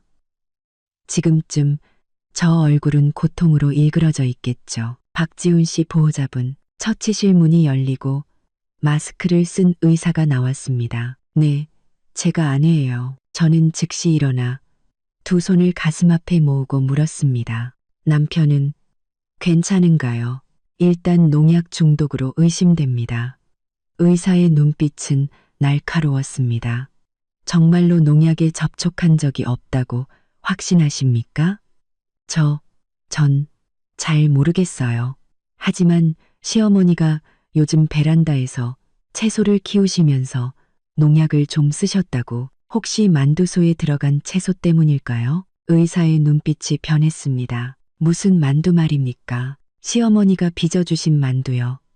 부추만두인데 아마 직접 키우신 부추를 쓰셨을지도 몰라요. 저는 가방에서 밀폐 용기를 꺼냈습니다. 국물이 조금 남았는데 도움이 될까요? 의사는 거의 용기를 빼앗다시피 받아들었습니다. 이거 즉시 성분 분석해야 합니다. 남편분 상태가 아주 위험합니다. 이미 급성 신부전 증상이 보이고 있어요. 이번에는 정말로 눈물이 터져 나왔습니다. 박지훈 때문이 아니라 저 자신 때문이었습니다. 이 모든 것이 너무나도 현실적이어서 무서웠습니다. 제가 정말로 남편을 중환자실에 보냈고 그의 죽음을 지켜보게 될지도 모른다는 사실이. 의사 선생님, 제발 남편 좀 살려주세요. 저는 의사의 가운을 붙잡고 갈라지는 목소리로 애원했습니다. 저희 결혼한 지 7년 됐어요. 그 사람은 제 전부란 말이에요. 의사는 제 어깨를 두드리며 샘플을 들고 급히 검사실로 향했습니다. 저는 다시 자리에 앉아 벽에 걸린 시계를 보았습니다. 밤 9시 47분. 박지훈이 만두를 먹은 지 이 시간 12분이 지나 있었습니다. 복도 끝에서 급한 발소리가 들렸습니다. 시어머니 오정숙이 달려오고 있었습니다. 얼굴은 창백했지만 이상할 정도로 침착해 보였죠. 지훈이는? 아직 처치실에 있니? 네, 의사 선생님이 농약 중독이래요. 저는 그녀의 반응을 살피며 말했습니다. 시어머니의 눈빛이 흔들리더니 입술을 굳게 다물었습니다. 그럴 리가, 어머니. 저는 그녀의 눈을 똑바로 쳐다보며 물었습니다. 만두에 넣으신 부추, 혹시 농약 치신 거 아니에요? 그녀의 동공이 순간 수축했고 손가락은 불안하게 옷자락을 만지작거렸습니다. 난 몰라. 그랬을지도 모르지. 바로 그때 처치실 문이 다시 열리고 다른 의사가 나왔습니다. 박지훈 씨 보호자분. 환자를 즉시 중환자실로 옮겨야 합니다. 1차 진단 결과 그라목손 중독입니다. 혹시 섭취량을 아시는 분 계십니까? 그라목손 중독입니다. 그라목손 중독입니다. 박지훈 씨 보호자분. 환자를 즉시 중환. 시어머니의 몸이 휘청하더니 벽을 짚어야 했습니다. 그녀의 얼굴은 잿빛으로 변했고 눈은 공포로 가득 차 있었습니다. 그라목손이라고요? 네, 아주 위험한 농약입니다. 지금 중독 시간과 섭취량을 알아야 치료 계획을 세울 수 있습니다. 저는 타이밍 좋게 충격과 혼란에 빠진 표정을 지었습니다. 저녁에 만두 먹은 것밖에 없어요. 한 2시간 전쯤에요. 시어머니가 갑자기 의사의 팔을 붙잡았습니다. 그 힘이 어찌나 센지 의사가 놀랄 정도였죠. 의사 선생님, 우리 아들 살 수 있나요? 의사는 잠시 망설였습니다. 그라목손 중독은 사망률이 매우 높습니다. 하지만 최선을 다하겠습니다.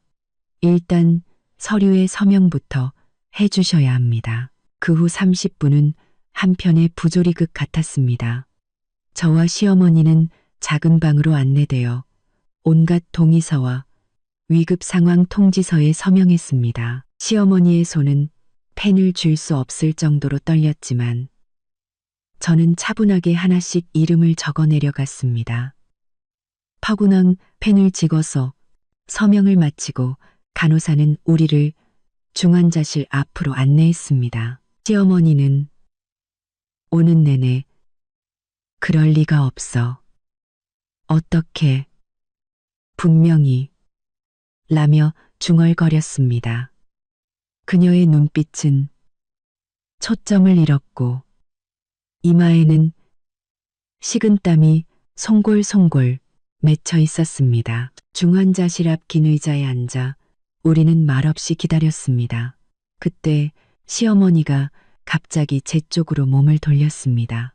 그녀의 눈빛은 무서울 정도로 날카로웠죠. 수진아, 그 만두 전부 지훈이한테 줬니? 아니요. 한 그릇만 끓였어요. 한 15개쯤 됐나. 저는 기억을 더듬는 척했습니다. 나머지는 아직 냉장고에 있어요. 시어머니의 숨소리가 거칠어졌습니다. 그녀는 일어섰다가 다시 앉기를 반복하며 손가락으로 무릎을 초조하게 두드렸습니다. 나 전화 좀 하고 올게. 그녀는 갑자기 말하고는 복도 끝으로 황급히 사라졌습니다. 저는 조용히 그 뒤를 따라 모퉁이에 몸을 숨겼습니다. 시어머니는 목소리를 아주 낮췄지만 저는 중요한 부분을 똑똑히 들을 수 있었습니다. 문제가 생겼어. 지훈이가 중독됐어. 그라목손이래. 어떻게 된 건지 모르겠어. 분명히 걔가 먹었어야 했는데. 순간 온몸의 피가 차갑게 식었습니다. 역시 시어머니의 목표는 처음부터 저였습니다. 그 독만두는 원래 제가 먹었어야 했던 것입니다. 운명의 장난으로 그 만두는 박지훈의 뱃속으로 들어갔던 것이죠. 대기실로 돌아와 저는 아무것도 모르는 척했습니다. 시어머니도 곧 돌아왔지만 얼굴은 더욱 굳어 있었습니다. 우리는 계속해서 침묵 속에 시계 초침 소리만 들으며 기다렸습니다. 새벽 1시 마침내 주치의가 나왔습니다. 환자는 일단 안정됐습니다. 하지만 아직 위험한 상태입니다. 그라목손 중독은 이후에 나타나는 폐섬유화가 가장 무섭습니다. 예후를 판단하기엔 아직 이릅니다. 면회는 가능한가요? 제가 물었습니다. 지금은 안 됩니다. 의사는 고개를 저었습니다. 다만 그는 잠시 망설이다가 시어머니를 보며 말했습니다. 오정숙 여사님, 잠깐 저와 얘기 좀 하시죠. 시어머니는 긴장한 채 일어나 의사를 따라 몇 걸음 떨어진 곳으로 갔습니다. 그들의 대화는 아주 작았지만 저는 몇 개의 단어를 똑똑히 들을 수 있었습니다. 마음의 준비, 못 넘길 수도, 보호자동이. 시어머니가 돌아왔을 때 그녀는 10년은 늙어 보였습니다. 의자에 주저앉아 양손으로 얼굴을 감쌌죠. 어깨가 심하게 떨려 우는 줄 알았지만 그녀가 손을 내렸을 때 제가 본 것은 슬픔이 아닌 뒤틀린 분노의 표정이었습니다. 수진아. 그녀의 목소리는 갈라져 있었습니다. 너는 먼저 집에 가. 내가 여기서 지킬게. 아니에요, 어머니. 연세도 있으신데. 어머니가 가서 쉬세요. 제가 남을게요. 저는 그녀의 반응을 살피며 고집을 부렸습니다. 내가 남는다고 했잖아. 그녀는 갑자기 소리를 질러 간호사의 시선을 끌었습니다. 그러고는 다시 목소리를 낮췄죠. 넌 내일 출근도 해야 하니까. 참으로 자상한 시어머니였습니다. 저는 속으로 비웃었죠. 그녀는 저를 쫓아내고 무언가 떳떳하지 못한 일을 처리하려는 것이 분명했습니다. 알겠습니다.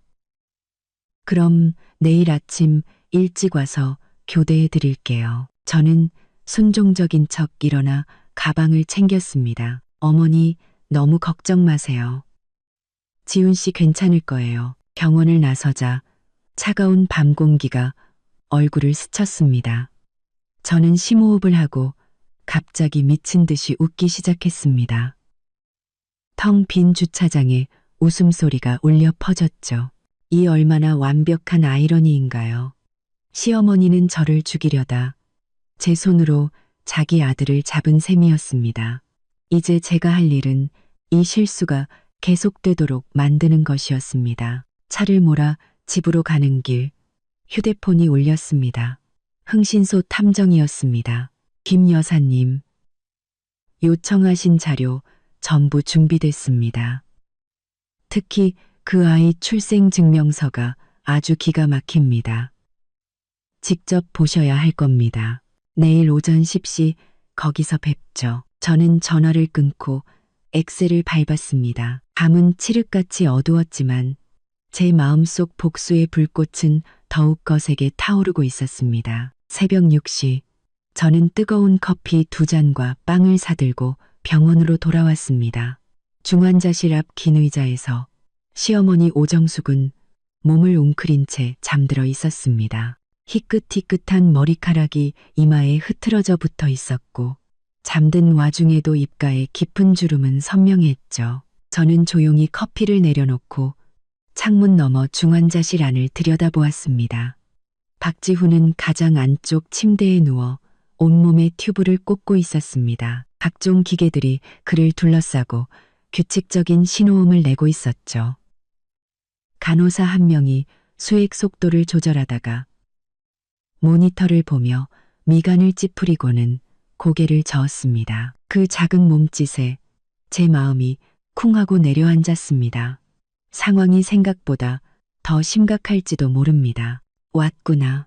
쉰 목소리가 등 뒤에서 들렸습니다. 시어머니가 깨어나 흐릿한 눈으로 저를 쳐다보고 있었습니다. 그 눈빛에는 제가 읽을 수 없는 복잡한 감정이 담겨 있었죠. 어머니, 커피라도 좀 드세요. 지훈 씨는 좀 어때요? 밤새 상태가 더 안 좋아졌어. 시어머니는 커피를 받아들었지만 마시지는 않았습니다. 의사 말이 폐가 굳기 시작했대. 그녀의 목소리는 떨렸지만 눈빛은 여전히 칼날처럼 날카롭게 제 얼굴을 훑었습니다. 저는 타이밍 좋게 눈시울을 붉히며 뜨거운 커피잔을 꽉 쥐었습니다. 어떻게 이런 일이. 그냥 만두 한 그릇 먹었을 뿐인데. 만두. 시어머니는 그 말을 되뇌더니 갑자기 커피를 내려놓고 제 손목을 잡았습니다. 수진아, 그 만두 어디서 꺼낸 거니? 저는 당황한 척눈을 깜박였습니다. 냉동실에요. 가장 안쪽에 있던 거요. 어머니가 저번에 빚어주신 거잖아요. 그녀의 소나기에 힘이 들어갔습니다. 손톱이 제 살을 파고들었죠. 확실해. 내가 빚은 그게 확실하냐고. 네, 물론이죠. 저는 부드럽게 그녀의 손을 뿌리치며 말했습니다. 어머니, 왜 그러세요? 시어머니는 거칠게 숨을 몰아쉬며 주위를 둘러보더니 갑자기 목소리를 낮췄습니다. 수진아, 솔직하게 말해.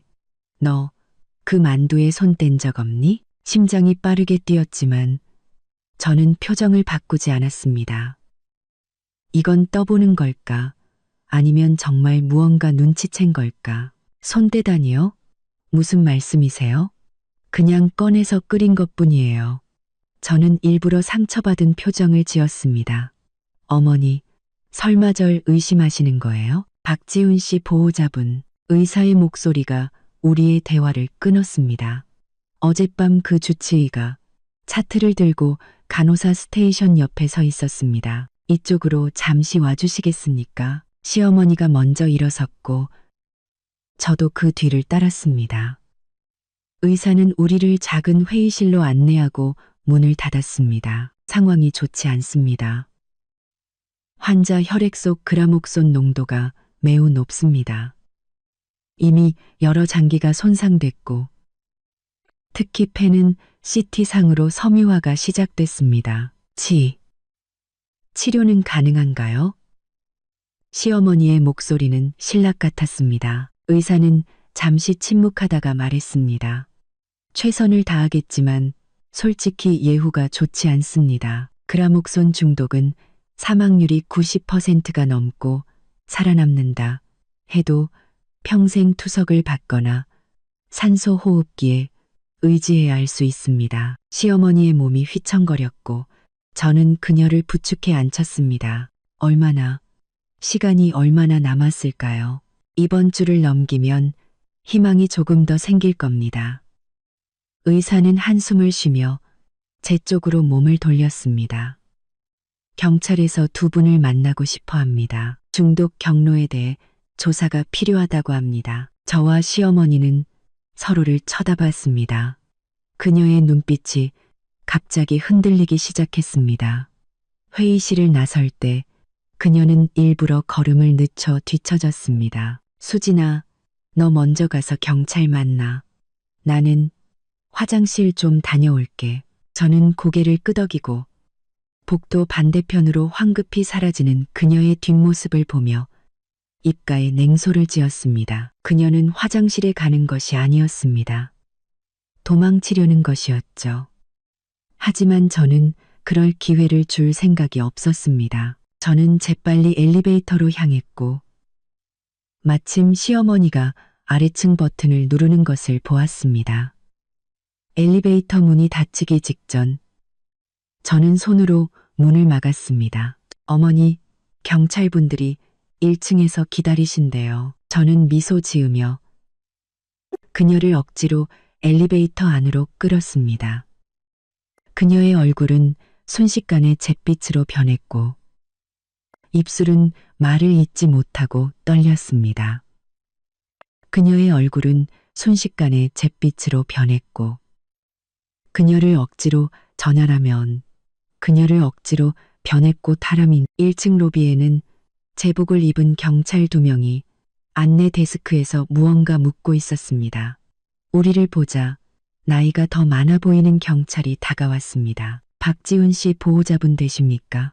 서부경찰서에서 나왔습니다. 중독 사건 관련해서 몇 가지 여쭤볼 게 있습니다.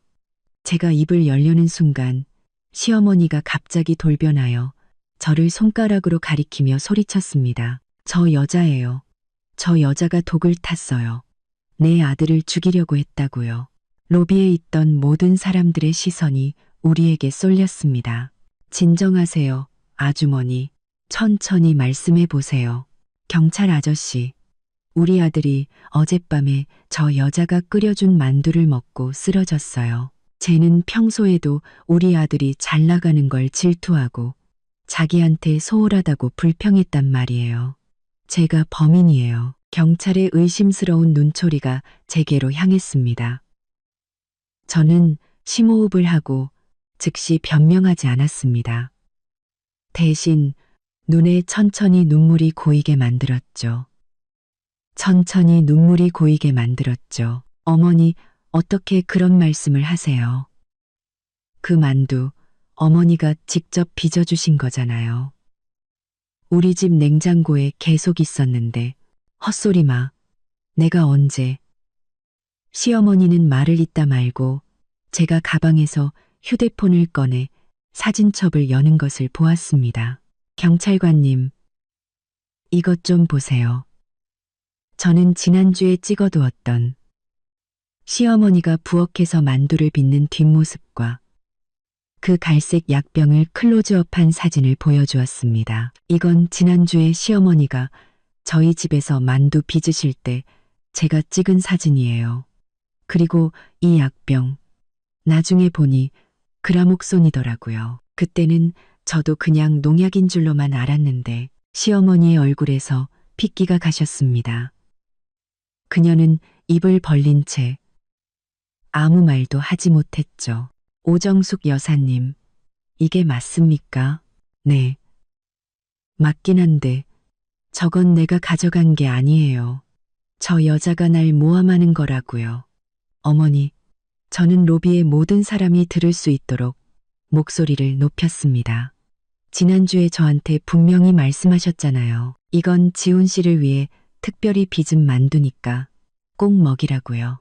저는 이제야 어머니가 저를 받아주시는 줄 알고 얼마나 기뻤는데 설마 저를 죽이려다가 실수로 지훈 씨를. 제 마지막 말은 폭탄처럼 로비에 터져나갔습니다.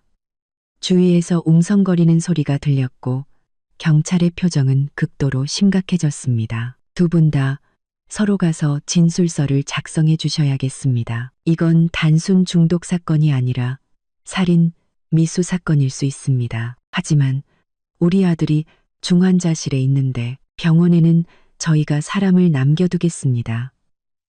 조사에 협조해 주십시오. 바로 그때 제 휴대폰이 울렸습니다. 흥신소 탐정이었습니다. 저는 전화를 끊었지만 바로 문자가 왔습니다. 출생증명서 확보. 결과가 충격적임. 바로 오시길. 심장이 멎는 듯 했습니다. 탐정마저 충격적이라고 표현할 만한 결과라니. 대체 무엇일까요?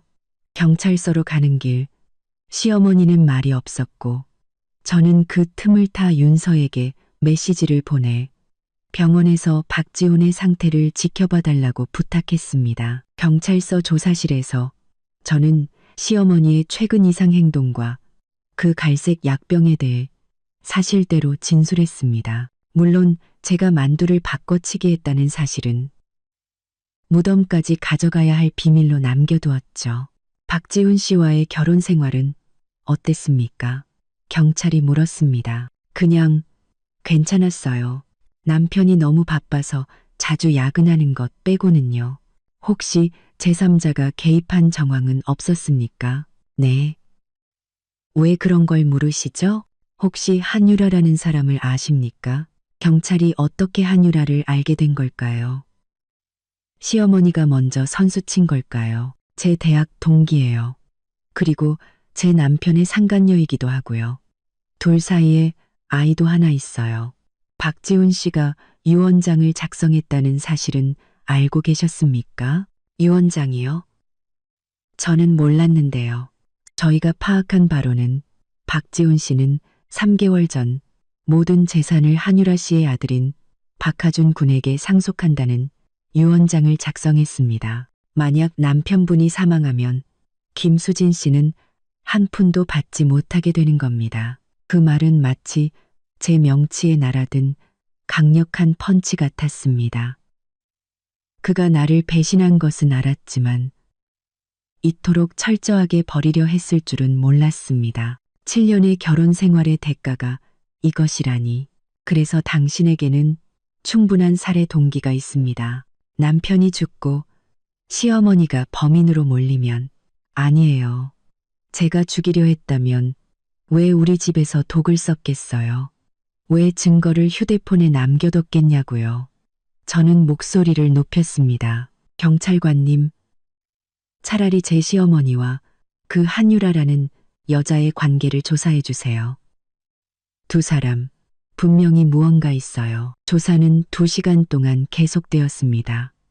경찰서를 나올 때쯤에는 이미 정오가 지나 있었습니다. 시어머니는 추가 조사를 위해 경찰서에 남았고 저는 집으로 가도 좋다는 허락을 받았습니다. 경찰서 문을 나서자마자 저는 흥신소 탐정에게 전화를 걸었습니다. 김 여사님, 이건 직접 보셔야 합니다. 탐정 사무실 책상 위에는 몇 장의 서류가 펼쳐져 있었습니다.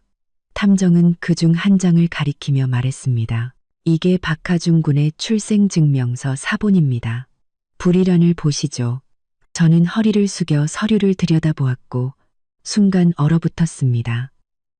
부의 성명란에는 박상철이라는 이름이 선명하게 적혀 있었습니다. 박상철, 이건 제 시아버님 성함인데요.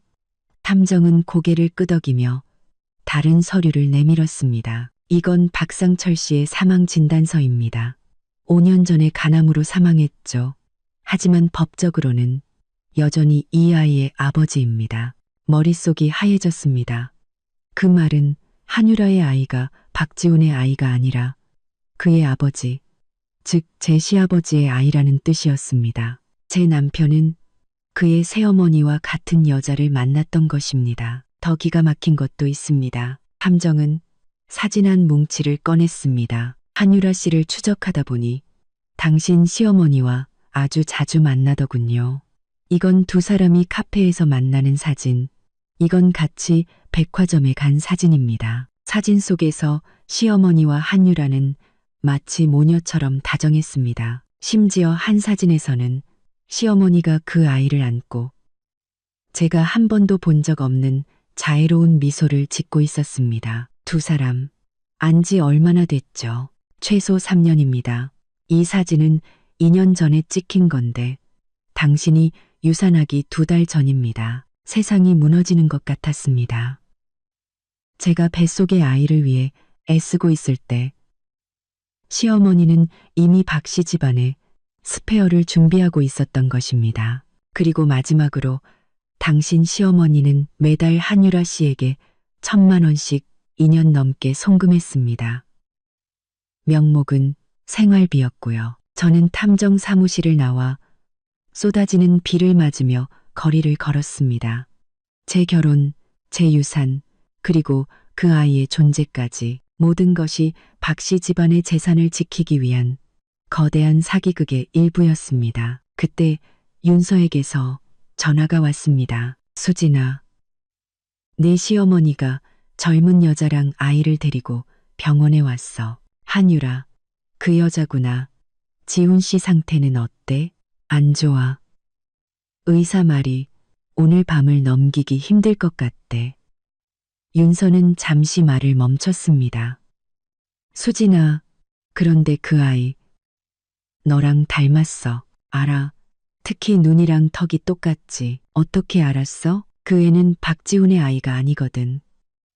걔 동생이야. 저는 전화를 끊고 병원으로 차를 몰았습니다.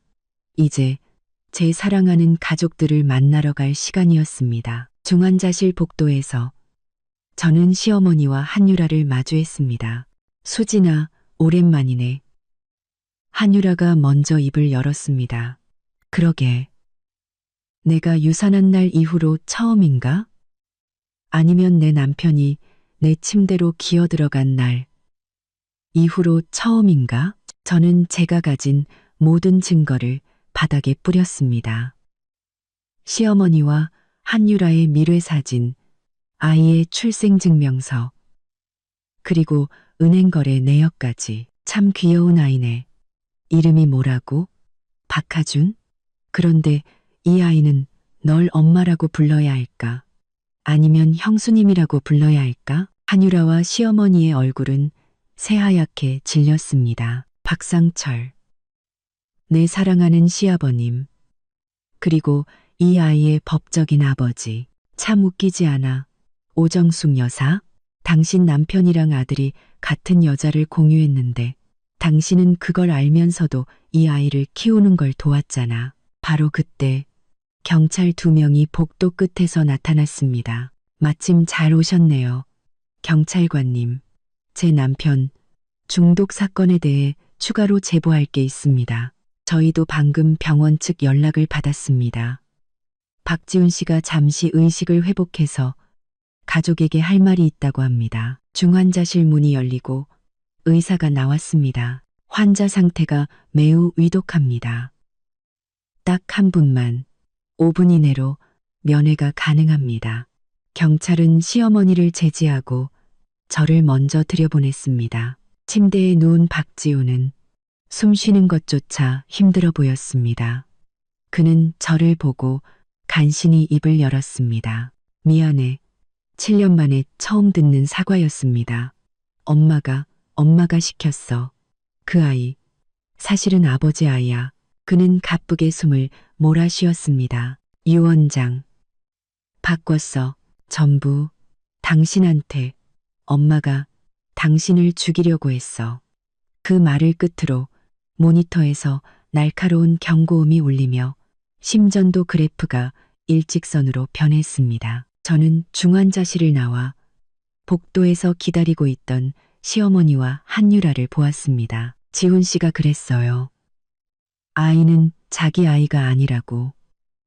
그리고 당신, 오정숙 여사가 나를 죽이려고 했다고요. 유 원장도 전부 내 앞으로 바꿨다고 했습니다. 경찰은 그 말을 듣고 시어머니와 한유라를 연행했습니다. 며칠 후 흥신소에서 마지막 보고서가 도착했습니다. 저와 그 아이, 박하준의 DNA 검사 결과였습니다. 유전자 유사도 99, 점구 8%. 복제인간, 관계 성립. 그 아이는 제가 유산했던 아이의 복제인간이었습니다. 시어머니는 제가 유산하자 몰래 태아 조직을 빼돌려 불법 복제기관에 의뢰했던 것입니다. 박지훈에게 유전병이 있을 수 있다는 사실을 알게 된 그녀는 건강한 제 유전자를 가진 완벽한 후계자를 원했던 것이죠. 한유라는 그저 거액을 받고 대리모와 상간녀 역할을 동시에 수행한 배우에 불과했습니다. 모든 것이 끝났습니다. 법정에서 시어머니 오정숙은 살인미수와 불법 인체 실험 등의 혐의로 징역 20년을 선고받았습니다. 한유라는 범행에 가담한 죄로 집행유예를 선고받고 어디론가 사라졌죠. 박지훈의 장례식은 조용히 치러졌습니다. 그리고 저는 조씨 기업을 수진그룹으로 바꾸고 그의 모든 재산을 상속받았습니다. 장례식이 끝나고 저는 바다를 찾았습니다. 멀리서 한 엄마가 어린 아들과 조개를 줍고 있었습니다. 그 모습을 보며 저는 하준이를 떠올렸습니다. 모든 소송이 끝나고 저는 그 아이의 유일한 보호자가 되었습니다. 휴대폰이 울렸습니다. 제가 하준이를 맡긴 보육원 원장님이 보낸 사진이었습니다. 사진 속에서 하준이는 활짝 웃으며 자신이 그린 그림을 들고 있었습니다. 서툰 솜씨로 그린 세 사람. 그중 한 명은 제 머리색과 같은 노란색으로 칠해져 있었죠. 저는 사진을 보며 처음으로 마음속 깊은 곳에서부터 우러나오는 눈물을 흘렸습니다. 복수는 끝났습니다. 하지만 제 인생은 이제부터 시작이었습니다. 저는 하준이에게 답장을 보냈습니다. 내일 엄마가 보러 갈게. 파도가 제 발등을 부드럽게 감쌌다 멀어졌습니다. 과거의 아픔을 씻어내듯 저 멀리 수평선 너머로 새로운 해가 떠오르고 있었습니다.